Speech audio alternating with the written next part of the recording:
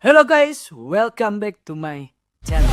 I got a lot of shit to say, so I'ma do this every day. I'll be writing things until I'm fucking buried in my grave. 6 feet deep under, but my body won't decay. Cause my messages are timeless, so they'll put them on display. Oh yeah, I rap with a certainty, I have a sense of urgency. A message for eternity, for everyone internally. I had some people burning me, but now they fucking learn to see I ain't the one to fuck with. Now they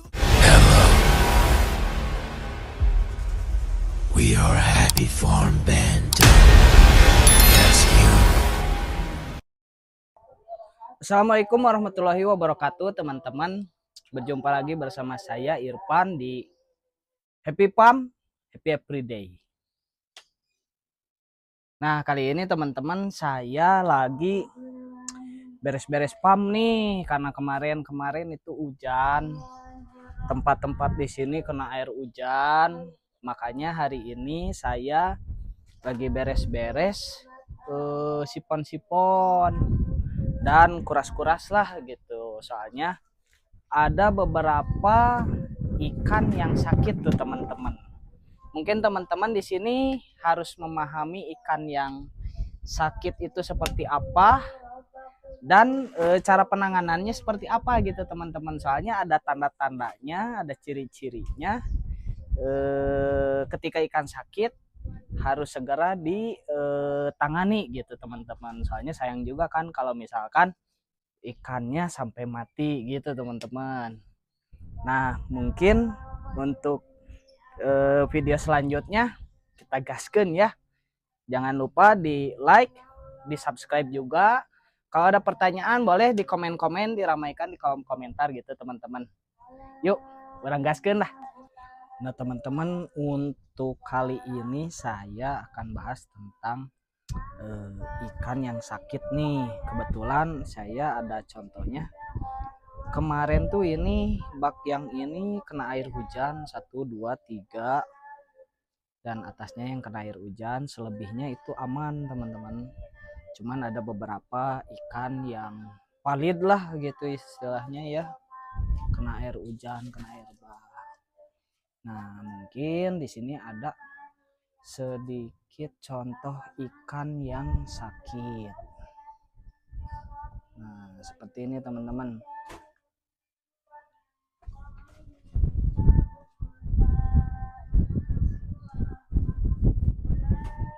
Nah ini teman-teman, ini kelihatannya kayak yang sehat-sehat aja ikan, tapi dia karena kemarin kena air hujan itu ada jenis sakitnya itu finroot teman-teman. Finroot kalau bisa dibilang itu kayak siripnya atau kupingnya kebakar tuh, ekornya udah mulai kuncup. Nah ini terlihatnya seperti sepele tapi padahal ikannya itu sakit teman-teman. Ini bukan sakit salah satu sakit yang dibilang finroot seperti itu teman-teman. Nah untuk penanganannya ini harus dipisahkan dari teman-temannya teman-teman.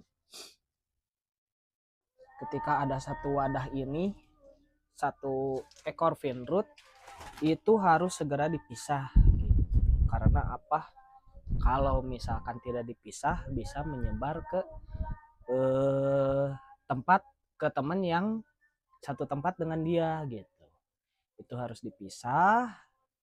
Untuk treatmentnya nanti tinggal dikasih garam ikan aja teman-teman, karena saya untuk airnya itu tidak menggunakan obat-obatan atau apapun, itu murni saja.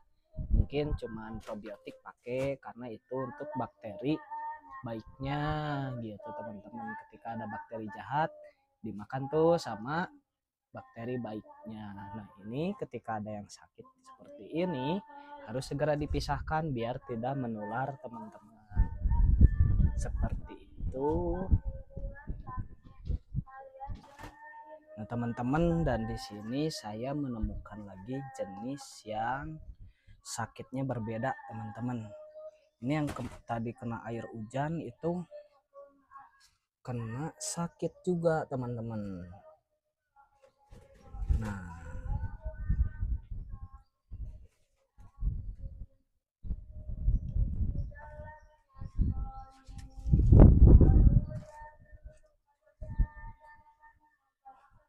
seperti ini teman-teman. Ini ada dua jenis sakit yang berbeda teman-teman.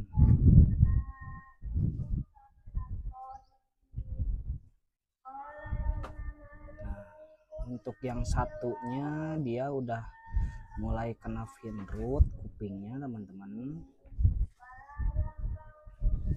tapi ikannya gemuk, itu masih bisa ditangani gitu teman-teman. Cukup pakai garam ikan aja, nanti biarkan dia terpisah. Dan untuk penyembuhannya itu nanti menggunakan air endapan yang dikasih garam ikan, diganti setiap hari sampai untuk si vein rootnya ini, yang buat vein rootnya ini hilang teman-teman gitu. Yang satunya aktif sih, yang kena vein root itu masih bisa selamat. Cuman yang satu lagi nih, ini adalah penyakit kimpis teman-teman. Dia nggak mau makan, dia nggak bisa, bukan stres ya, tapi dia kena penyakit seperti makan larva atau lintah. Jadi dia nggak akan bisa gemuk tuh gitu. Ini harus segera dipisahkan, apalagi kalau misalkan mati, si larvanya itu keluar dan dimakan sama teman-teman yang lainnya, itu bisa tertular juga teman-teman. Ini penyakit ini datang biasanya yang menggunakan pakan casut atau cacing sutra gitu. Ketika ngebersihin kurang bersih dan larvanya masih ada, itu bisa terkena penyakit kimpis gini teman-teman gitu. Untuk penanganannya kita buang aja atau pisah gitu ya, untuk yang penyakit kimpis seperti ini. Dan untuk penggunaan pakan casut itu harus menggunakan garam ikan di wadahnya teman-teman, nggak boleh polosan banget gitu. Kalau misalkan setiap pemberian pakan casut untuk di wadah-wadahnya ini tuh harus pakai garam ikan, jadi si larvanya itu mati teman-teman karena garam ikan itu. Nah seperti itu. Mungkin nanti yang ini kita pisah dan yang satunya lagi kita buang aja teman-teman.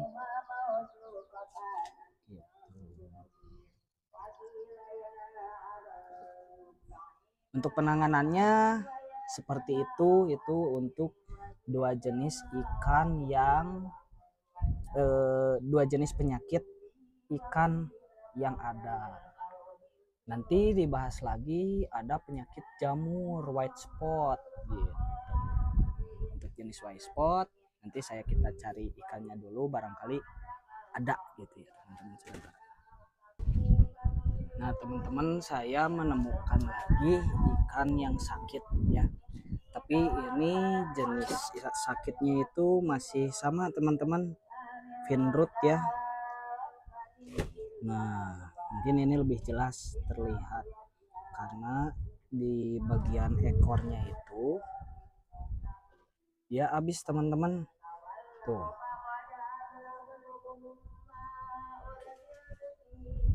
Untuk ekornya itu habis kayak kebakar gitu, itu namanya vein root teman-teman. Untuk penanganannya juga sama, dia cukup pakai garam ikan, dipisahkan, jangan disatuin dengan teman-temannya gitu. Nanti ketika bakarannya ini udah habis, dia udah bisa renang enak lagi, berarti dia sembuh teman-teman gitu. Penanganannya cukup dipisahkan di wadah seperti ini, kasih garam ikan sedikit saja, jangan terlalu banyak karena kalau banyak malah mati. Nanti airnya diganti setiap hari, kasih garam ikan lagi, ganti total air endapan, kasih garam ikan lagi sampai dia benar-benar sembuh teman-teman gitu. Dan ada jenis white spot. Kalau jenis white spot itu di bagian tubuhnya itu ada seperti kapas putih gitu. Nah itu white spot teman-teman. Kebetulan di sini nggak ada yang kena white spot, alhamdulillah ya. Cuman venroot karena air hujan. Biasanya ini sering terjadi di ikan gapi teman-teman. Kalau white spot itu penanganannya agak susah juga, tapi treatmentnya sama, cukup dipisahkan dan teman-temannya jangan sampai menyebar dan kasih garam ikan aja, atau pakai obat-obatan, obat kuning, obat biru itu boleh, bisa dibilang namanya akriplavin yang obat kuning itu boleh, tapi cukup 1 tetes 2 tetes, asalkan dia jangan terlalu pekat aja teman-teman. Kalau berlebihan malah mati ikannya, seperti itu. Ada lagi jenis yang sisik nanas. Kalau sisik nanas itu setiap sisiknya itu jadi ngembang gitu teman-teman. Sisiknya ngembang, dia nggak mau makan, nggak bisa makan karena dia juga nggak bisa buang kotoran teman-teman. Itu penyakit ikan sisik nanas dan biasa terjadi ke arwana pun terjadi, koki, ikan mas atau semua jenis ikan pasti mengalaminya gitu ya. Nah penanganannya itu agak susah teman-teman. Kalau itu mungkin salah satu caranya diobatin pakai akriplavin, dipisahkan dia, cuman dipuasakan gitu. Tapi untuk kesembuhannya itu 50-50 banget, susah banget gitu teman-teman. Kalau misalkan udah kena sisik nanas tuh teman-teman, seperti itu. Setiap sisiknya semuanya mengembang gitu ya, kebuka, dan perutnya itu jadi kembung seperti masuk angin gitu teman-teman. Nah, itu 4 jenis penyakit ikan yang biasanya terjadi. Dan mungkin yang saya tahu ada satu lagi penyakit ikan, yaitu kena kutu jarum teman-teman. Nanti coba saya cari, tapi nggak ada sih yang kena kutu jarum di sini. Biasanya kutu jarum itu suka ada kutu yang nempel di badan-badannya, mau di setiap siripnya itu suka ada, atau di badannya dia nempel seperti parasit teman-teman, itu kutu jarum. Kalau misalkan udah kena kutu jarum teman-teman, itu harus dikuras total. Semua satu tank ini misalkan kena kutu jarum nih, ini harus udah kuras total teman-teman. Treatmentnya airnya buang, media filternya dicuci bersih, kalau bisa dibuang diganti, karena kalau udah kutu jarum itu pasti kena semua nantinya gitu. Apalagi kalau udah di kolam itu waduh bisa kena semua juga teman-teman untuk penyakitnya. Makanya kita harus selalu dipisah tuh, ikan yang sakit-sakit dipisah sehingga tidak menyebar ke teman-temannya gitu teman-teman. Nah terus untuk media treatmentnya seperti apa? Kalau kutu jarum bisa dikasih garam ikan sedikit, itu bisa dicabut sama pingset teman-teman, dicabut sama pingset, dan nanti si kutu jarumnya itu biar terlepas dari badannya, itu bisa sembuh teman-teman kalau kutu jarum. Tapi kalau misalkan sisik nanas itu susah kayaknya untuk sembuh. Dan kalau misalkan di ikan gapi itu sisik nanas itu biasanya apa ya, karena dia makan kutu batu teman-teman. Nah mungkin saya ada kolam Daphnia magma yang udah kena kutu batu. Aduh ini penuh, saya sambil ngisi air nih teman-teman. Ini kan kalau ini bersih ya teman-teman, nggak ada kutu batunya. Biasanya kalau kutu batu itu berenangnya kayak pesawat teman-teman, warnanya hitam. Harus saya cek dulu untuk kutu batu. Nah, kalau kolam ini udah harus dikuras teman-teman, karena dia ada kutu batunya, harus udah dihilangkan.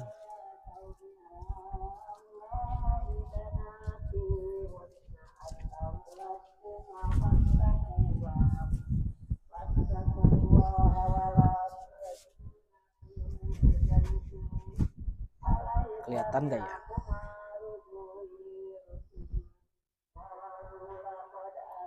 Nah, mungkin ada yang hitam-hitam terbangnya kayak UFO, teman-teman.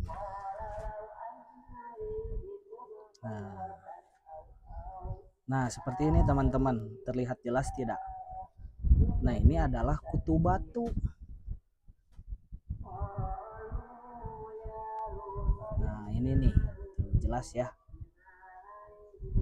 Kutu batu ini kalau misalkan dimakan sama ikan itu bisa menimbulkan penyakit sisik nanas teman-teman. Gitu. Kolam yang barusan di styrofoam itu saya kultur dapnya magma. Cuman yang itu udah mulai keluar kutu batu dan itu harus dikuras total, dibuang airnya semua. DM-nya gimana? Buang aja nggak apa-apa karena masih ada di tempat yang lain. Kita tinggal starter ulang aja dan ini bisa menyebabkan sisik nanas teman-teman. Itu makanya harus dibuang aja. Soalnya bahaya teman-teman. Kalau misalkan kena sisik nanas udah susah disembuhin tuh. Seperti itu teman-teman. Nah, mungkin cukup untuk video mengenali jenis-jenis penyakit ikan gapi ya. Karena di sini juga saya lagi beres-beres. Air udah mulai pada penuh juga. Bila ada pertanyaan silahkan di kolom komentar. Nanti kalau misalkan pengen dibikin video seperti apa, nanti sama saya dibikin videonya. Insya Allah gitu. Nah, mudah-mudahan dengan video ini buat teman-teman penghobi ikan gapi semoga bermanfaat. Jangan lupa like-nya jika menyukai video tentang seperti ini dan support untuk channel saya karena like Anda, komennya serta share, subscribe itu penyemangat saya untuk buat bikin video seperti ini. Mudah-mudahan video yang saya buat itu bermanfaat untuk teman-teman semua, teman-teman gitu. Mungkin sekian dari saya. Assalamualaikum warahmatullahi wabarakatuh. Happy PAM, happy everyday.